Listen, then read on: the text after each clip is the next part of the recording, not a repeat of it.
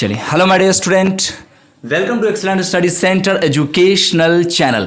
तो स्टूडेंट, जैसा कि ग्राफ पे देख के आपको समझ में आ गया होगा कि हम लोग क्लास 10 हिंदी, हालांकि क्लास 8 की हिंदी है या नन हिंदी, जो कि मुस्लिम छात्र को क्लास 8 की हिंदी 10 बोर्ड में चलती है, उसका हम लोग फर्स्ट चैप्टर यहाँ पे देखने वाले। इवन स्टूडेंट्स, यहाँ पे डबल स्टैंडर्ड बात है कि जो क्लास 8 की में जो स्टूडेंट्स हैं जो कि नन मुस्लिम लोग हैं, उन लोगों को भी यहाँ से काफ़ी हेल्प किया, बल्कि 100% आपकी वही चीज़ है, यानी जो क्लास 8 में है और जो क्लास 10 में है, दोनों के लिए ये वीडियो वेल वैल्यूएबल साबित हो सकता है।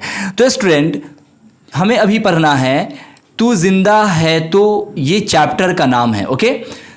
यानी ये आपको हेडिंग दिया गया है फर्स्ट चैप्टर, तू जिंदा है। तो सबसे पहले जान लेते हैं कि इस चैप्टर में वो कौन कौन से टॉपिक्स हैं जिसको हम लोग कवर करने वाले हैं। तो इस चैप्टर में हम ये जानेंगे कि हम एक दूसरे से किस प्रकार से जीवन के राग और उत्साह को प्रकट करते हैं और आगे बढ़ने का प्रयास करते हैं। दूसरा कि हम इसमें इसके भावार्थ या सारांश को देखेंगे। और तीसरा ये कि जो हमारी जो प्रैक्टिकल लाइफ है, उस प्रैक्टिकल लाइफ को हम किस तरह से आगे की ओर डेवलप कर सकते हैं, उस चीज़ का एक शॉर्ट फिनोमेनन यहाँ पे राइटर हमें दिया है। तो क्या आप जानना चाहोगे कि इसका राइटर कौन है स्टूडेंट? ऑफ कोर्स स्टूडेंट्स, जैसा कि मैंने यहाँ पे लिख दिया है कि तू जिंदा है तो शंकर शैलेंद्र की रचना है। यानी इस चैप्टर के जो राइटर हैं उनका नाम है शंकर शैलेंद्र। अब देखो, एग्जाम में ऑब्जेक्टिव में क्वेश्चन आएगा कि तू जिंदा है तो किसका लिखा हुआ है, तो क्या लिखोगे स्टूडेंट्स? बोलो, शंकर शैलेंद्र। बिल्कुल सही बात है। और ये जो चैप्टर है, यानी कि जो प्रस्तुत कविता गहरे जीवन राग और उत्साह को प्रकट करती है। प्रस्तुत कविता जो है गहरे जीवन राग और उत्साह को प्रकट करती है। यानी ये हमारे जीवन के राग, यानी जीवन में जो दिन प्रतिदिन जो दैनिक जीवन जो हमारा चलता है, उसके जो उतार चढ़ाव है और जो उत्साह है, खुशी है, गम है, इन सारे चीज़ों को प्रकट करती है, यानी कि बताती है। यानी कि जो हमारा जो प्रैक्टिकल लाइफ है स्टूडेंट, जो आए दिन जो दैनिक जीवन है, उसमें जो जीवन का जो उतार चढ़ाव है, उस चीज को यहाँ शंकर शैलेंद्र जो कवि है इसके, वो प्रकट करने का प्रयास कर रहे हैं कुछ इस प्रकार।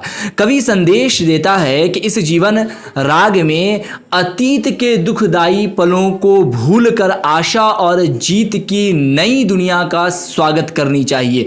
वो कहते ये हैं, देखो अक्सर क्या होता है स्टूडेंट्स कि आपके ज़िंदगी में अगर कोई एक प्रॉब्लम अगर हो जाए ना, तो आप बिल्कुल उस प्रॉब्लम्स को लेके आप बैठ जाते हो कि यार हम तो पास कर ही नहीं सकते, हम तो एक बार फेल कर गए, हम दुनिया के सबसे कमज़ोर स्टूडेंट्स हैं, या अगर हम आज नहीं सुना पाए तो टीचर हमें मारे, मैं 2-3 दिन से मार खा रहा है या खा रही हूँ, मतलब कि मैं बहुत ज़्यादा कमज़ोर। हम लोग खुद अपने आप को इस तरह से एक मान लेते हैं, एक सोच लेते हैं कि हमारा जो दिमाग है वो हमारा स्पेशल दिमाग एक कमज़ोर है, और इस बेसिस पे हम अपने आप को वैसा ही मान लेते हैं, जिसकी वजह से हमारा जो डेवलपमेंट है वो कहीं ना कहीं अवरुद्ध हो जाता है, यानी कि रुक जाता है। तो कवि ये हमें हिम्मत देते हैं कि जीवन के राग, यानी जो आपका जो दिन प्रतिदिन है, जो डेली लाइफ है, अतीत के दुख यानी जो पिछले जो प्रॉब्लम्स हैं उसको भुलाकर, पलों को भूलकर आशा और जीत की नई दुनिया का स्वागत करनी चाहिए, बल्कि आपको नए राह को देखनी चाहिए। जैसे अगर आप एक क्लास में, 2 क्लास में अगर आप सही परफॉर्मेंस नहीं दे सके, ये मैं आपको समझाने के लिए बता रहा हूं, तो आप अगले क्लास की तैयारी करो। ऐसा नहीं है कि आप 2 क्लास में भी अगर फेल्योर रहे तो आगे के क्लास में, अगर आप 2 क्लास के अगर गम को लेके अगर माइंड पे अगर लोड कर लोगे तो यकीनन आपके आगे का क्लास भी डिस्टर्ब हो जाएगा। तो कवि ये कहना चाहता है कि जो आपकी जो पिछले लाइफ में जो प्रॉब्लम्स हैं, उस प्रॉब्लम्स को छोड़ो। अगर आप गरीब थे तो क्या हुआ, आपके पापा गरीब थे तो क्या हुआ, आप अमीर बन के और आप एक एजुकेटेड पर्सन बन के, अगर आपके अगर पेरेंट्स अगर नहीं पढ़े लिखे हैं तो क्या हुआ, अगर आप ये सोचोगे कि अरे हमारे घर में कोई पढ़ा लिखा नहीं है, हम कैसे पढ़ पाएंगे, तो इस तरह की चीज़ें आपको सरातल में और धरातल में ले जाएंगी और आप डेवलप नहीं कर पाओगे। बहुत ही अवरुद्ध सिचुएशंस आपके साथ बन सकते हैं। तो इसी सारे चीज़ों को लेकर राइटर ये कहना चाहता है कि इस जीवन राग में अतीत के दुखदाई, यानी जो पहले के जो प्रॉब्लम्स हैं, पलों को, उन सारे चीज़ों को भूलकर आशा का मतलब उम्मीदें और जीत की नई दुनिया का स्वागत करनी चाहिए, बल्कि आपको आगे के लिए कोशिश करनी चाहिए और अपनी कामयाबी का वेलकम करनी चाहिए। यानी आप अगर सारे प्रॉब्लम्स को भूलकर आप एक नई उमंग, नई मेहनत के साथ अगर आप मेहनत करोगे तो ज़रूर आपकी जो कामयाबी है वो आपका वेलकम करेगी। आप क्या वेलकम करोगे कि वो आपका भी वेलकम करेगी। इससे समझ में क्या आया कि जो भी हमारे पुराने प्रॉब्लम्स हैं या फिर डिस्ट्रक्शंस हैं उसको अवॉइड करके हमें नई चीज़ों की ओर आगे बढ़नी चाहिए। यहाँ तक क्लियर है? चलिए, अब इसी प्रकार से इस चैप्टर में श्री शैलेंद्र जी जो हमारे राइटर हैं, इस कवि के कविता के कवि हैं, वो कहते कुछ इस प्रकार से हैं इस कविता में, है ना। वो कहते हैं कि तू जिंदा है तो जिंदगी की जीत में यकीन कर, अगर कहीं है स्वर्ग तो उसे उतार ला ज़मीन पर।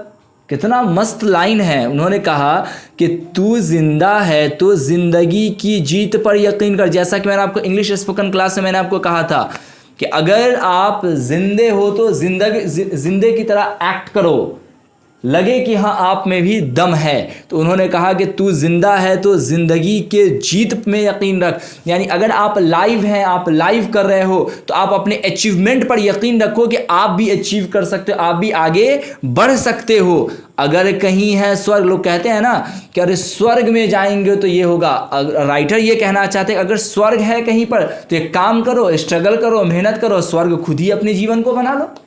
क्या मस्त लाइन है। मतलब यकीन कर, तू जिंदा है तो जिंदगी की जीत को पर यकीन कर, अगर कहीं है स्वर्ग तो उतार ला जमीन पर। बात समझ में आया? ये सेंस है। यानी अगर कामयाबी अगर कहीं है, अगर आपकी कामयाबी अगर किसी चीज़ में रखी हुई है तो आप स्ट्रगल करो और उसे आप अपनी लाइफ में उतार के ले आओ। ये सेंस है कहने का। अर्थात इसका एग्जैक्टली मैं आपको बता दूं क्या मीनिंग है। कवि कहते हैं हे मनुष्य, यानी हे इंसान, हे मानव जाति, यदि तू जिंदा है तो जिंदगी में जीत होगी, यह विश्वास रखो। यदि कहीं स्वर्ग है तो तुम अपने कर्म से उसे जमीन पर उतार लाओ। जमीन उर्दू के एस्पेक्ट्स में लिखा गया है जमीन, एक उनका आप पूरा जमीन भी लिख सकते हैं इसको, जमीन पर उतार ले। बात समझ में आई? ओके, फिर से मैं एक बार बोल दूं। तू जिंदा है तो जिंदगी की जीत पे यकीन कर, अगर कहीं है स्वर्ग तो उतार ला जमीन पर। अर्थात कवि ये कहना चाहते हैं कि हे मनुष्य, यदि तू जिंदा है तो जिंदगी में जीत होगी, यह विश्वास रखो। यदि कहीं स्वर्ग है तो तुम अपने कर्म से उसे जमीन पर उतार लाओ। ये तो बार बार बताना चाह रहे हैं आपको कि अगर आपके लाइफ में अचीवमेंट है तो आप मेहनत करो, अपने कर्म का मतलब कि अपने मेहनत के बेसिस पर, काम के बेसिस पे आप उसे अचीव कर लो। आप अगर 10 क्लास की तैयारी कर रहे हो और वाकई में 10 क्लास में अगर कोई फर्स्ट करता है, कोई टॉप करता है, तो आप क्यों नहीं कर सकते? आप वो चीज़ स्ट्रगल करो, अपने लाइफ में ले आओ, यानी आप खुद एक टॉपर बन के दिखा दो। तो ये सारी चीज़ें स्टूडेंट्स, ये कहीं ना कहीं जो पूरी जो कहानी है, जो पूरा जो कविता है स्टूडेंट, ये हमें अंदर से एक झकझोर देने वाला है और एक हिम्मत देने वाला है कि हमें किस तरह से लाइफ के अचीवमेंट्स को प्राप्त किया जा सकता है। शॉर्टली कहा, देखो और भी इसके सारे बहुत सारे भावार्थ हैं, पूरा कविता तो बाकी है, लेकिन मैं एक शॉर्ट इंट्रोडक्शन यहाँ पे मैंने आपको बताया।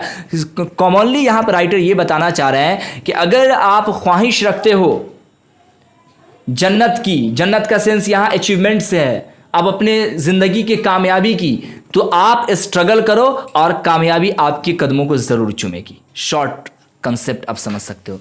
अब देखो इस चैप्टर में कुछ ऐसे पॉइंट्स हैं जो कि इंपॉर्टेंट है, उसको कुछ हम लोग इस प्रकार से देख लेते हैं। यानी महत्वपूर्ण तथ्य यानी इंपॉर्टेंट फैक्ट। तू जिंदा है तो जिंदगी की जीत पर यकीन रख। तू जिंदा है तो कविता शंकर शैलेंद्र की रचना है। गिरेंगे जुल्म के महल तो बनेंगे फिर। एक्चुअली देखो स्टूडेंट, मामला ये है कि ये सारे जो है ना आपको ऑब्जेक्टिव में आता है, जैसे कि तू जिंदा है तो डॉट डॉट की जीत पे यकीन रख, इस तरह से एग्जाम में आपको आ जाएगा। ये आपको ये दे देगा कि तू जिंदा है तो किसकी रचना है, तो ये इसीलिए मैंने कुछ इस तरह से दे दिया कि आपको ये याद रहेगा पॉइंट, तो आप फटाक से उसका आंसर लिख दोगे। तू जिंदा है तो कविता शंकर शैलेंद्र की रचना है। गिरेंगे जुल्म के महल तो बनेंगे फिर नवीन घर। तो ये सारी चीज़ें आपको इस चैप्टर में है स्टूडेंट। अब देखो स्टूडेंट, ये चैप्टर आपका इस तरह से होता है एंड, काफ़ी शॉर्ट आपको दिया गया, लेकिन एट चैलेंज स्टूडेंट्स के इससे बाहर इंशाल्लाह आपको कोई भी थ्योरेटिकल सेक्शन नहीं आएगा जो कि एग्जाम में आपको इससे बाहर आ जाए। अब एग्जाम में किस तरह के क्वेश्चन आए, ये भी एक प्लानिंग होनी चाहिए ना कि कैसे क्वेश्चन, मैंने थ्योरी तो पढ़ा दी, आप पढ़ भी लिए, आप समझ भी लिए, लेकिन एग्जाम में ये चीज कैसे पूछेगा ये ज्यादा इंपॉर्टेंट है। तो आइए अब हम लोग क्वेश्चन टाइम की ओर बढ़ते हैं। एक सीरीज मैंने आपके लिए बनाया है क्वेश्चन टाइम यानी कि प्रश्न काल। कुछ एग्जाम में इस तरह से क्वेश्चन आ सकता है कि तू जिंदा है तो शीर्षक कविता का भावार्थ लिखें। ओके, जैसा कि मैंने आपको बताया भावार्थ, या फिर तू जिंदा है तो स्वर्ग, इसमें से आपको चुनना है कि स्वर्ग को उतार ले जमीन पर, या फिर ये सारी चीजें, या फिर गिरेंगे जुल्म के महल तो क्या बनेंगे। इस तरह से मात्र मैंने आपको 3 क्वेश्चन दिया है। अगर इस चैप्टर से क्वेश्चन आएगा तो मैं आपको 99.9% उम्मीद दिलाता हूं कि इससे बाहर क्वेश्चन नहीं आएगा। आप इसको सॉल्व करो। अगर सॉल्व करने में प्रॉब्लम है तो आप हमें कमेंट बॉक्स में कमेंट करके बता सकते हो, तो फिर मैं कोशिश करूंगा कि इसकी अगली वीडियो लाऊं जिसमें मैं आपको क्वेश्चन आंसर का एक अलग से मैं आपको सीरीज दे दूं ताकि चीज़ें आपको आसानी के साथ समझ में आ जाए students. Okay student, thanks a lot. क्या आपको पता है आप अपने कोर्स के animated video lecture, revision notes, test paper and study material प्राप्त कर सकते हैं और एनिमेटेड वीडियो लेक्चर का फुल एक्सेस पाएं? Please contact excellence study centre 9546604112।